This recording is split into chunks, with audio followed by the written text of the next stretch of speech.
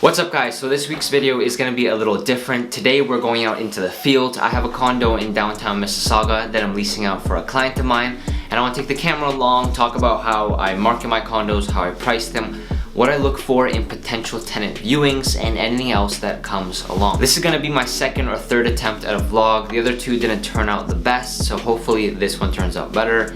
If not, just bear with me. Now I'm going to do my best for some handheld b-roll, so let's try it out.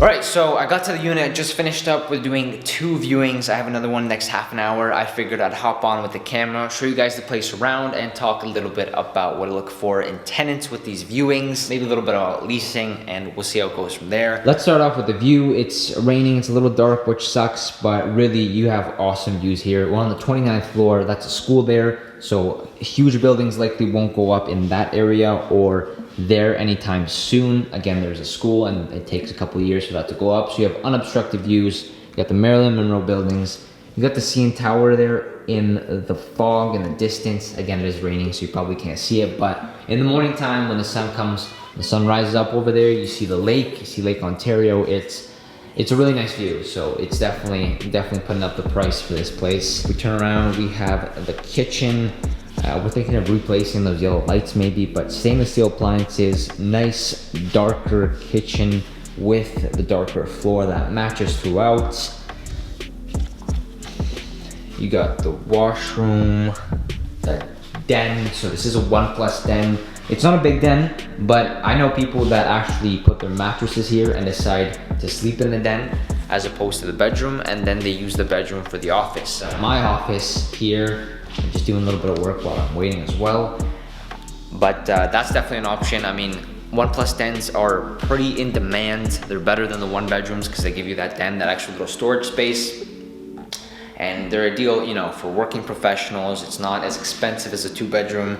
And also as an investor standpoint, you're not getting as big as a family if you're renting a 1+ den, you know? We're looking really for 2 people maximum. If a family with 2-3 kids comes in, this place is probably going to be too small, and even then we probably wouldn't want that wear and tear on the place. So it's not a huge unit, but it has gotten quite a bit of demand since we put it up. We're still searching for the right tenant. I'm super specific on the quality of tenant that I like to find and, you know, to place into my clients' investment properties, because you really want to find someone who treats it like their own, right? And that could be a process sometimes.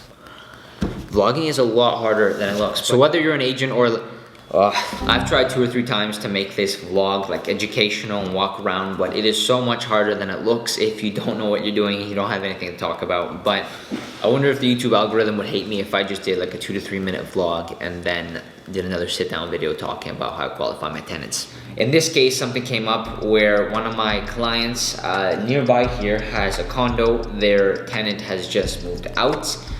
Apparently the condo does not look good. They will then be flipping or renovating and selling it. I think I'm gonna go over, take a look, show you guys around. Apparently it's bad. The tenant was a smoker. We can talk a little bit about that. Maybe in a few weeks after the whole place is done, do a little before and after. Everyone always likes those. And then go from there. On a side note I thought of to mention before I head out here is that higher priced homes attract higher quality buyers, right? A buyer looking in the 400 to 500 range likely isn't going to be looking at $1 million homes. Why? Because the bank won't qualify them. They won't be able to get the financing. Likewise, I think higher quality rentals attract higher quality tenants. And how do you make a rental a higher quality? Well, there's a lot of aspects. One, the neighborhood is important. In this one, we're in downtown Mississauga. It's a great neighborhood. The other is cleaning it up, right? Repainting it, getting nice modern gray colors, maybe staging it a little bit, putting a little bit of furniture, making sure it's really clean so that you can put it for a higher price, and then that higher price then brings in higher class tenants who appreciate that it's a clean unit. You painted it, you renovated it. That's not things they'd notice, but they'll feel it when they walk in, right? And that's one of the biggest things that sells people on a certain price. There's a big difference between an $1,800 rental and a $2,300 rental, right? Or if there isn't, then that $2,300 rental will never rent out and it'll be sitting there forever. So I would really say to take that advice. If you want, if you've always had trouble with your tenants and you always have tenants that don't pay on time or, you know, cause a lot of problems, take a look at the unit. Do you just clean the unit up and then re-rent it right after for a little more money? Or do you actually go in there, you look what needs to be done, maybe replace some things, install a new countertop to make it look a little better? Because I always live by the fact that if you yourself wouldn't want to live in your rental, likely someone else won't want to do it. And for me, I'm super picky. I'll even go around and fix all these little knobs so that they're all straight. That's just little details that I like to do, but I really think that the little things pay off to make the rental a better home. And again, attracting the right quality tenants so that you have ease of access. Your investment property doesn't cause you a headache and it brings you good cash flow in the end. Okay, so just got to the other client's investment property unit, and wow, it's really something. I mean, being a landlord's not easy. It's good. It's a great way to build wealth, but there's definitely a lot of things you got to put up with. So first impressions, it's a nice unit. Really nice. It's not as high. It doesn't have 9-foot ceilings as the other one.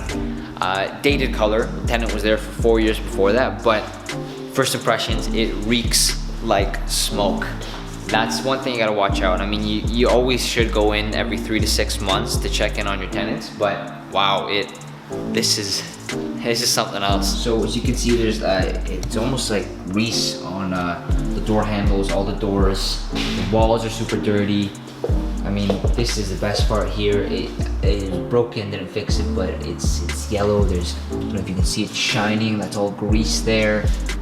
Again, he was smoking. He was a smoker in the house, but it almost seems like they just didn't clean it for the four years they were living here. Take a walk over to the bedroom. You know, I don't know if the shoes were ever taken off as they were living here, or he was living here. You know, the closet's the only thing that's more or less okay, but that was the color of the carpet, and that's the color of the carpet now. Washrooms also, you know, definitely, you know, I have to see if there's ventilation problems going on, but as you can tell, that's that there more. Hopefully it's not mold, hopefully it's cleaned up, but you know, you could see the whole thing's packed, so it wasn't emptied anytime soon. Bathtub, things like that. Looks like I didn't clean the filter here as well for the laundry. You have like a bunch of holes in the walls. This is the den. This was a bigger den than the other one we were just in, but yeah, I mean, it goes to say, I was talking about high quality tenants. The client is gonna spend probably 10 to 15,000 just to get this place up to, you know, to the standard that she would want it to, and then even just to get the money that we want it to. You know, the appliances have to go. You can try your best to clean them, but really, there's no saving them at this point with the amount of grease and what was going on. I'm guessing this is where the smoking happened. He tried getting it off, but he ended up just pulling off the popcorn ceiling. So I know some landlords would do just to clean up here, or as best they can, and re-rent it out. But if you take, you know, where I was showing the other condo around, and then this one, obviously the other condo is gonna get a lot more. That's why, you know, it's listed for a lot more money. As glorious as they make it out to be a real estate investor, this is definitely something that every real estate investor's had to deal with. I'd say properties like these, I've only seen a case as bad as that on the appliances on properties, you know, 50 or 60K under market value. Like something where no one wants to spend any more time, any more effort putting into it. They just want to get rid of the property and have someone else take it off their hands. But one of the best parts about being a real estate investor and a real estate agent is you get to see the before and after, so that no matter how rough this looks right now, it might come down to where it's gonna look beautiful when it's done, and almost anything's fixable, but hopefully you just gotta have a budget. You gotta stick within that budget and spend it within your limits. But you're probably gonna have to do 2 or 3 coats of paint here just to get the smell of smoke out of the house. So hopefully I'll be able to keep it posted on what happens with this unit and have some nice finishing pictures when it's done. But again, high quality rentals bring high quality tenants, and yeah, I think just looking at how it does to clean up a place and re-rent it, what kind of tenants that brings, and then coming down to how we're actually gonna fix this place up, you know, paint it nice, add modern touches to it, the type of tenant that's gonna bring, and the difference it'll make in her cash flow, income stream, and just a hassle of being a landlord.